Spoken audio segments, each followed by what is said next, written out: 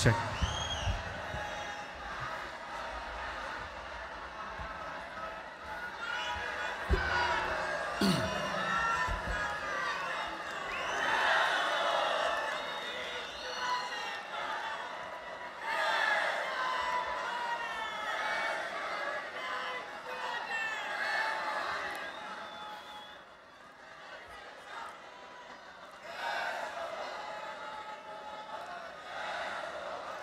सन्माननीय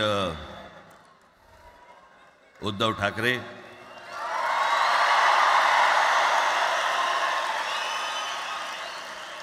आणि माझ्या जमलेल्या सर्व तमाम मराठी बांधवांनो, भगिनींनो आणि मातांनो,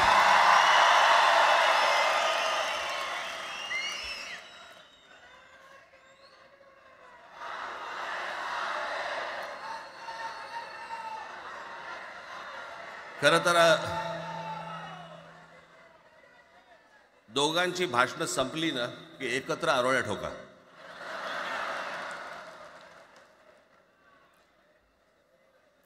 खरं तर आज मोर्चा निघायला पाहिजे होता.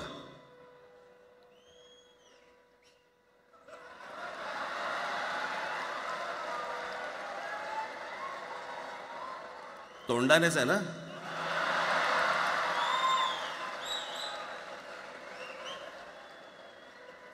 बस बस,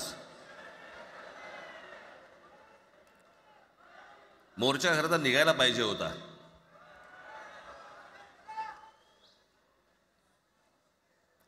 मराठी माणूस कसा सर्व बाजूने एकवटतो याचं एक चित्र मोठ्या प्रमाणावरती उभं राहिलं असतं.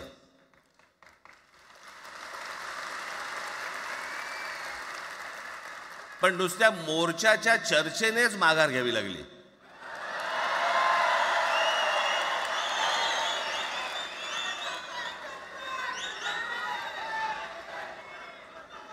खरं तर आजचाही मेळावा हा खरं तर शिवतीर्थावरती मैदानात व्हायला पाहिजे होता.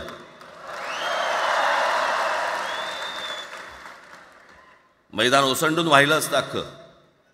पण पाऊस आहे, पावसामध्ये सगळ्या ठिकाणी अशा प्रकारचे काही जागा मिळत नाहीत फारशा मुंबईमध्ये, आणि म्हणून आज तुम्हाला सर्वांना इथे यावं लागलं. मी बाहेर जे उभे आहेत त्यांची मी दिलगिरी व्यक्त करतो की त्यांना आतमध्ये येता नाही आलं, परंतु आता काही स्क्रीनवरती आठवा.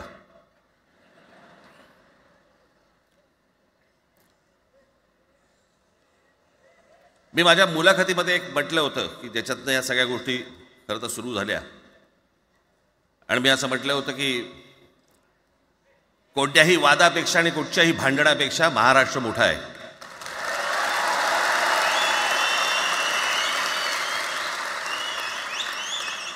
आज जवळपास 20 वर्षानंतर मी आणि उद्धव आम्ही एका व्यासपीठावरती आज येतो आहोत.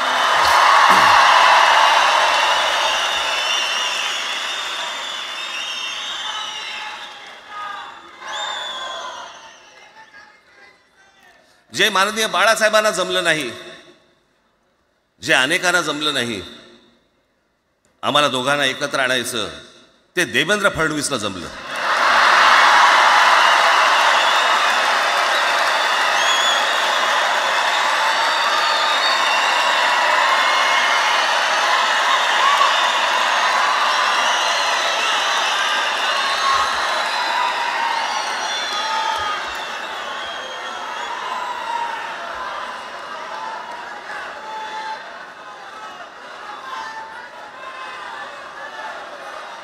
आता बऱ्याच सगळे चॅनल्सचे सगळे कॅमेरे तिकडे लागले, इकडे लागले, इकडे लागलेत.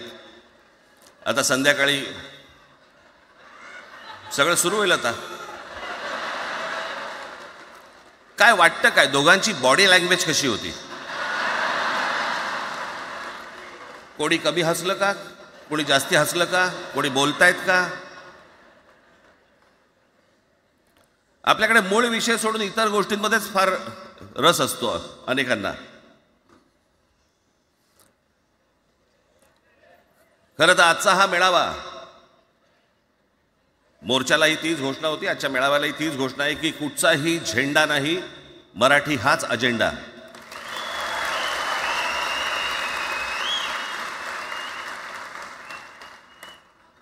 माझ्या मराठीकडे, माझ्या महाराष्ट्राकडे वेडावाकड्या नजरेने पाहायचं नाही कोणी.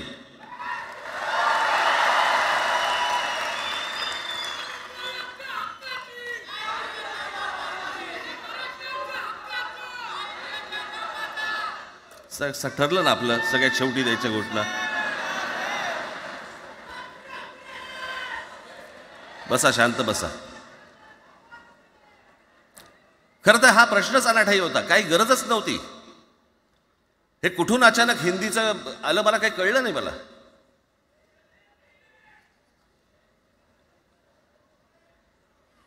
आणि हिंदी कशासाठी? हिंदी कोणासाठी? हिंदी त्या लहान लहान मुलांवरती जबरदस्ती करताय तुम्ही.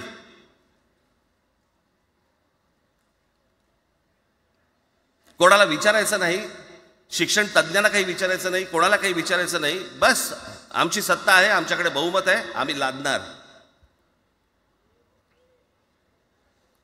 तुमच्या हातात सत्ता असेल ती विधान भवनात,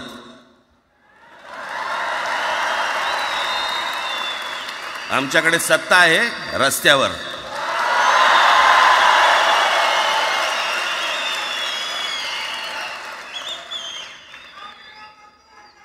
एक पत्र लिहिलं, 2 पत्र लिहिली, नंतर ते दादा भुसे माझ्याकडे आले. मला म्हणाले की आम्ही काय म्हणतो एवढं समजून तर घ्या, एवढं काय म्हणतो एवढं ऐकून तर घ्या. म्हटलं दादा तुम्हाला एक गोष्ट सांगतो, तुम्ही काय सांगता ते ऐकून घेईन पण ऐकणार नाही.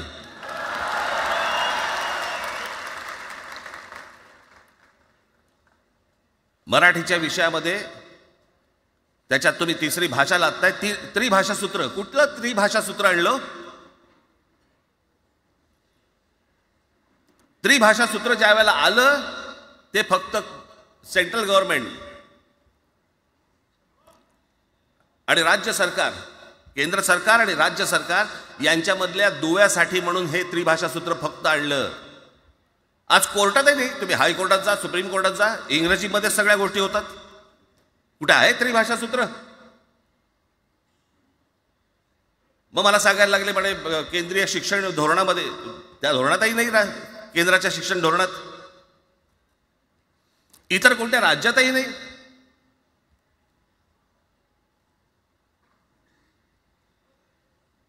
महाराष्ट्रात प्रयोग करून पाहिला तरी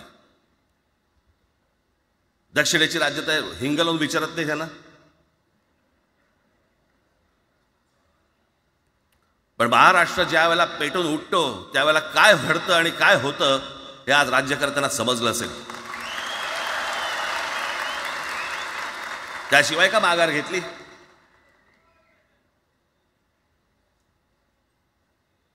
विनाकारण आणलेला विषय होता. मी त्याशी त्या भुसेंना सांगितलं, म्हटलं मला सांगा उत्तर प्रदेश, बिहार, राजस्थान, मध्य प्रदेश कोणती तिसरी भाषा आणणार आहात? खरं तर आणली पाहिजे.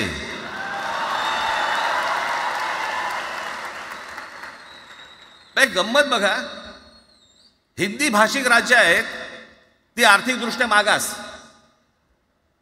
आणि हिंदी न बोलणारी जी राज्य आहेत ती आर्थिकदृष्ट्या प्रगत, आणि वर आम्ही हिंदी शिकायचं. यांना हिंदीतून राज्य नाही सांभाळता आली, यांना राज्यांचा विकास नाही करता आला. जे हिंदी बोलत नाहीत त्या राज्यांमध्ये, हिंदी बोलत असलेल्या राज्यांमधनं नोकरी धंद्यासाठी लोक इकडे येत आहेत आणि हे म्हणतात हिंदी शिका. कोणासाठी शिकायचं? 5वी नंतर काय हिंदी चित्रपट सृष्टीमध्ये जाणार आहेत पोरगा? कोणासाठी शिकायचं? हिंदी भाषेबद्दल मला वाईट नाही वाटत, भाषा कोणतीही श्रेष्ठच असते, उत्तमच असते. मग ती मराठी असेल, गुजराती असेल, तामिळ असेल, पंजाबी असेल, बंगाली असेल, हिंदी असेल, अजून कुठचीही असेल. एक भाषा उभी करायला खूप प्रचंड तपश्चर्या लागते, खूप लोकांची मेहनत असते. एक लिपी उभी करायला खूप प्रचंड ताकद लागते.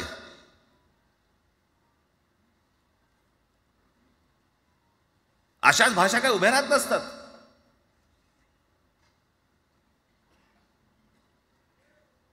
आणि या भाषेचं नवीन कुठून आणलं? त्याविषयी ते अमित शहा म्हणाले, ज्याला इंग्रजी येतं त्याला पुढे म्हणे लाज वाटेल, म्हणे मला इंग्रजी येतं. अरे तुम्हाला नाही येत?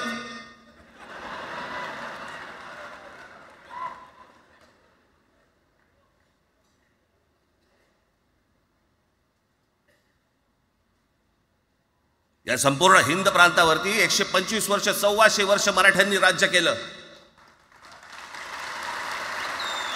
1400 वर्ष इतक्या राज्यांवरती आम्ही राज्य केलं. तो त्यावेळेला राज्यच नव्हती, पण जे प्रदेश होते त्याच्यावरती राज्य केलं. आम्ही मराठी लादली गुजरातवरती, मध्य प्रदेशवरती, राजस्थानवरती, पंजाबवरती, इतर सगळ्या प्रांतांवरती जिथे जिथे म्हणून अटोकपर्यंत पोहोचले होते मराठा साम्राज्य, आम्ही लादली. अरे हिंदी भाषा आहे, 200 वर्षापूर्वीची भाषा आहे, महाराजांच्या काळात पण नव्हती.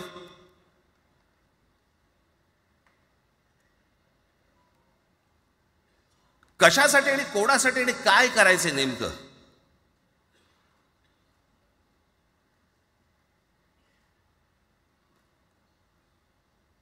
यांनी फक्त चाचपडून पाहिलं, चाचपडून.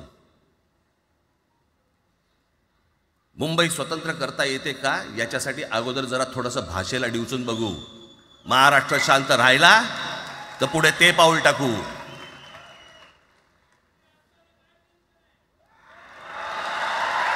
कोणाची माय व्हॅली आहे त्यांनी महाराष्ट्राला हात घालून दाखवावा, मुंबईला हात घालून दाखवावा.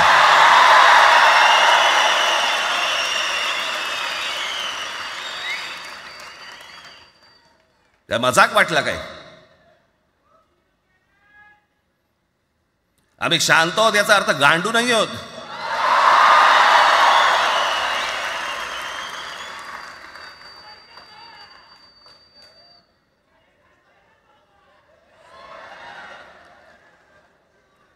काही अंगावरती लादायचा प्रयत्न करतात आणि मग आता माघार घेतली ना, मग माघार घेतली त्याचं काय करायचं? मग वेगळ्या ठिकाणी वळवा सगळं प्रकरण. वेगळ्या ठिकाणी म्हणजे कुठे? ठाकरेंची मुलं इंग्रजी मीडियममध्ये शिकली, बरं मग पुढे? म्हणजे दादा भुसे मराठी मीडियममध्ये शिकून शिक्षण मंत्री झाले, देवेंद्र फडणवीस इंग्रजी मीडियममध्ये शिकून मुख्यमंत्री झाले. कुठे काय शिकले याचा काय संबंध?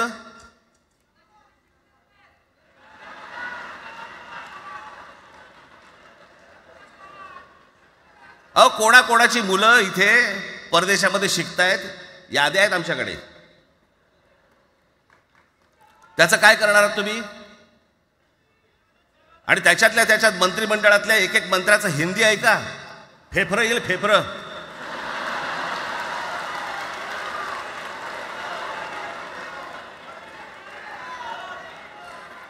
हे असले प्रश्न महाराष्ट्रातच विचारले जातात. आता मी तुम्हाला अजून एक गोष्ट सांगतो.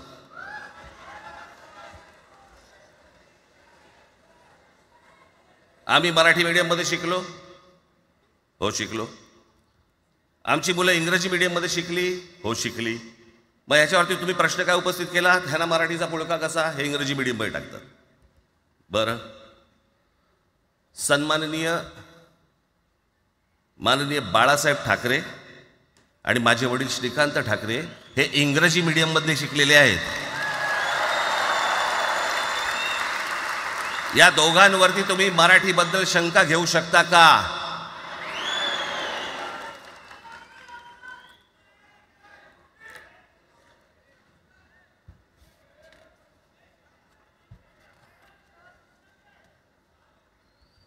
Lalkrishna Advani Saint Patrick high school Christian missionary स्कूलमध्ये शिकले. हिंदुत्वावर शंका घेऊ का त्यांच्या? कॉन्व्हेंट स्कूलमध्ये शिकलेले आहेत अडवाणी. दक्षिण भारतामध्ये बघा, तमिळच्या प्रश्नावरती, तेलुगूच्या प्रश्नावरती कडवटपणे समोर येऊन उभे राहतात. कोण विचारते तर ना, तुमची मुलं कुठे शिकली आणि तुम्ही कुठे शिकलात?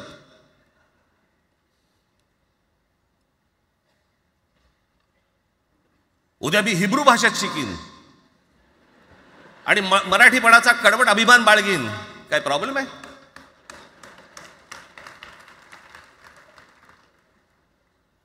मी आता तुमच्याकडे दक्षिणेतले इंग्रजीमध्ये मी अगदी थोडक्यात यादी आणली आहे. दक्षिण भारतातील इंग्रजी माध्यमात शिकलेले नेते आणि अभिनेते: Jayalalithaa Doveton English medium school, Stalin English medium school Loyola, Kanimozhi Presentation convent school, Udhayanidhi म्हणजे करुणानिधींचा नातू डॉन बॉस्को, चंद्रबाबू नायडू वडील इंग्लिश टीचर होते, शिक्षण इंग्रजी माध्यमात झालं, पवन कल्याण आंध्र उपमुख्यमंत्री, शिक्षण सेंट ॲन, नारा लोकेश NTRचा नातू चंद्रबाबूंचा मुलगा, Stanford school, Kamal Haasan Santhome high school, अभिनेता विक्रम मॉटफोर्ड स्कूल, अभिनेता Suriya English medium, AR Rahman आधी पद्मशेषाद्री बालभवन आणि नंतर मद्रास क्रिश्नरी हायस्कूल.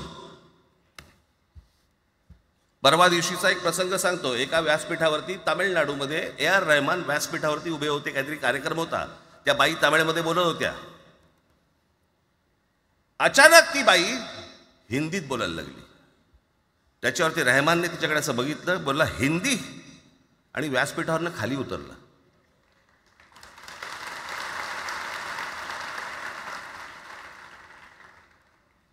तुमचा कडवटपणा हे तुम्ही शिक्षण कुठे घेतले याच्यावरती नसतो, तो कडवटपणा तुमच्या आतमध्ये असावा लागतो.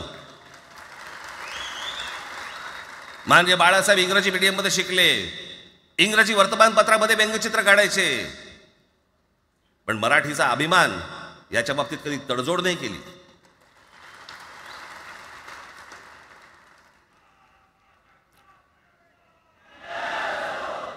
म्हणे एक भाषा म्हणे सगळ्यांनाच बांधून ठेवते. कुठची एक भाषा? आजपर्यंत काय वाकडं झालं?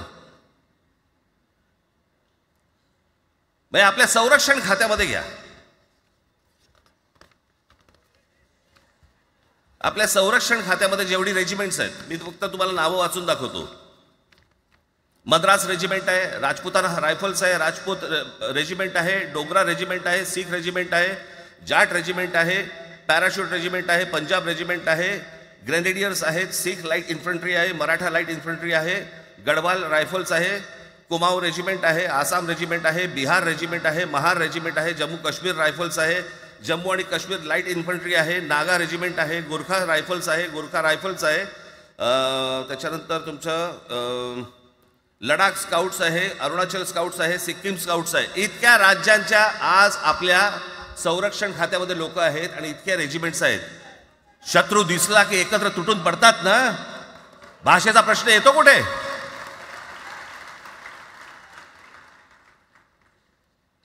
या देशामध्ये जेव्हा भाषावार प्रांतरचना झाली तीच या गोष्टींसाठी झाली ना, की प्रत्येक भाग तसे भाषांचे होते म्हणून.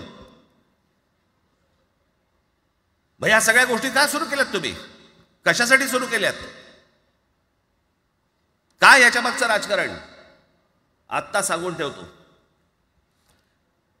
आज तुम्ही सगळेजण मराठी म्हणून एकत्र आलात. आज महाराष्ट्रामधला तमाम मराठी आज मराठी म्हणून एकत्र आला.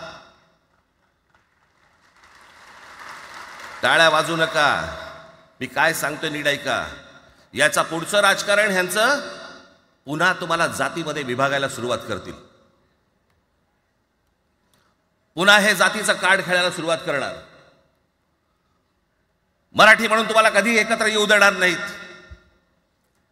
हे जातीपातीमध्ये विभागायला सुरुवात करतील. आता हे सुरू केलं. काल कोणाच्या ते व्यापाऱ्याच्या कानफडीत मारली मीरा भाईंदरला. त्याच्या काय इथे लिहिलं होतं काय गुजराती?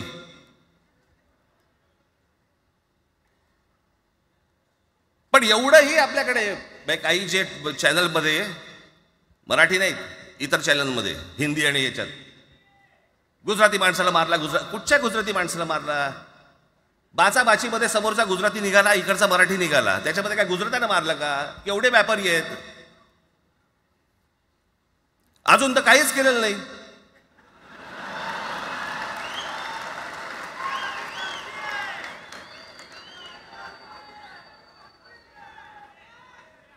अर्थात त्यांना मराठी आली पाहिजे याच्याबद्दल वाद नाही. विनाकारण उठसूट काही मारामारी करायची गरज नाही आणि मारायची गरज नाही. पण जर जास्ती नाटकं केली तर कानाखाली आवाज काढलाच पाहिजे तुम्ही. पण चूक त्यांची असली पाहिजे. आणि एका गोष्टीचं लक्षात ठेवा, अशी कधी गोष्ट कराल त्याचे व्हिडिओ काढू नका.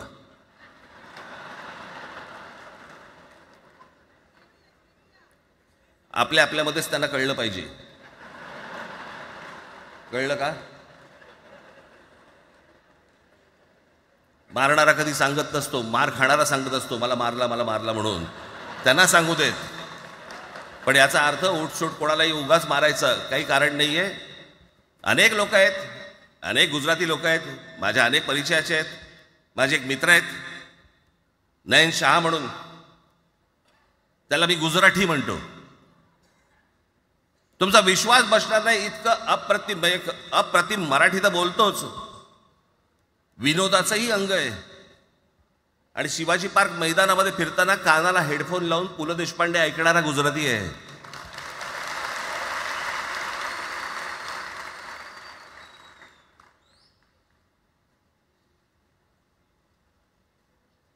मी मगाशी तुम्हाला सांगितलं की हे मराठीचं बाळकडू, आमच्यासाठी ते बाळकडूच होतं.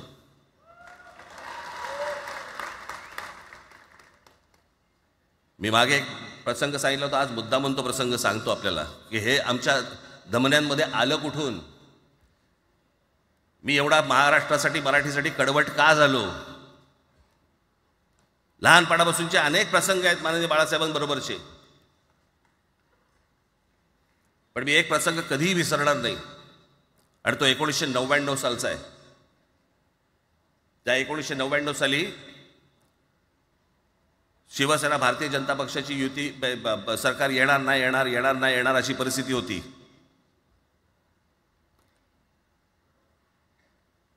पवार साहेब त्यावेळेला त्यांनी राष्ट्रवादी काँग्रेस पक्ष स्थापन केला होता. वेगवेगळे लढले होते. आणि मग सगळ्या त्या वादामध्ये, शिवसेना भारतीय जनता पक्षाच्या त्या वादामध्ये काहीच होईना. दिवसामागून दिवस चाललेत, परंतु काही होईना. एके दिवशी मी मातोश्रीला खाली बसलो होतो, दुपारची वेळ होती. अचानक 2 गाड्या लागल्या. साधारणपणे 3:30-4 वगैरे वाजले असतील. ते जरा वेळेला नाव विसरतो मी, पुण्याचं कोणतो जावडेकर, प्रकाश जावडेकर आणि काही मंडळी आली. मला म्हणाले बाळासाहेबांना अर्जंट भेटायचं आहे. म्हटलं आत्ता ते भेटणार नाही. म्हटलं ती त्यांची झोपायची वेळ आहे. नाही म्हणे अर्जंट आहे म्हणे. म्हटलं नाही भेटणार. म्हटलं मी तुम्हाला सांगतो. म्हटलं काय विषय काय. म्हटलं मी बोलायचं काम करतो. म्हटलं काय विषय काय. आणि त्यांना सांगा मुख्यमंत्री पदाचा विषय झालेला आहे. म्हटलं अच्छा, अरे वा. म्हटलं काय झालं. सुरेशदादा जैन यांना दोन्ही बाजूने आम्ही ठरवलंय की त्यांना मुख्यमंत्री करायचं. एवढं फक्त बाळासाहेबांना सांगायचं. ठीक आहे. मी वर गेलो. रूममध्ये काळोख, शांतता. आम्ही अरे तुरेमध्ये बोलायचो म्हणून मी हाक मारली. म्हटलं हे काका. गाढ झोपले होते. म्हटलं काका उठ. ए काका उठ. बघितलं माझ्याकडे. काय रे. म्हटलं नाही, ती सगळे खाली जावडेकर वगैरे सगळी मंडळी आली आहेत. म्हटलं बरं मग. नाही ते म्हणतात ते मुख्यमंत्रीपदाचा विषय झाला आहे म्हणून. म्हटलं पण ते मला काय झालं. ते म्हणाले सुरेशदादा जैन यांना मुख्यमंत्रीपदासाठी दोन्ही जणांनी सांगितलं की करायचं म्हणून. असं माझ्याकडे बघितलं त्यांना जाऊन सांग महाराष्ट्राचा मुख्यमंत्री मराठीच होईल, दुसरा कोणी होणार नाही.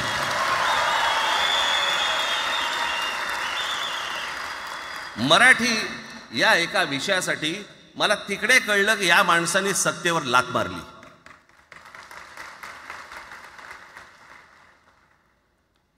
हे संस्कार ज्या पोरावरती झाले असतील तो मराठीसाठी तडजोड करेल काय. बाकी सगळ्या युत्या आघाड्या सगळ्या कुठच्याही गोष्टी होत राहतील. महाराष्ट्र, मराठी माणूस, मराठी भाषा याच्यावर तडजोड होणार नाही. कोणत्याही परिस्थितीत होणार नाही. याच्या पुढे देखील तुम्ही सर्वांनी सावध असणं पण गरजेचं आहे आणि सतर्क असणं पण तेवढंच गरजेचं आहे. पुढे पुढे काय काय गोष्टी घडतील, काय काय गोष्टी होतील कल्पना नाही, परंतु मला असं वाटतं की ही मराठीसाठीची एकजूट ही कायम राहावी आणि महाराष्ट्रामध्ये सन्माननीय माननीय बाळासाहेबांचं जे स्वप्न होतं ते पुन्हा साकारावं अशी एक आशा, अपेक्षा आणि इच्छा व्यक्त करतो आणि आपल्या सर्वांची मी रजा घेतो. धन्यवाद. जय हिंद, जय महाराष्ट्र. धन्यवाद राजसाहेब. मला एक सांगा, आपल्या सगळ्यांपेक्षा आज जास्त आनंदी कोण झालं असतं? आपल्या सगळ्यांपेक्षा आज जास्त आनंदी कोण झालं असतं? ज्यांनी मराठी माणसाला उभं केलं.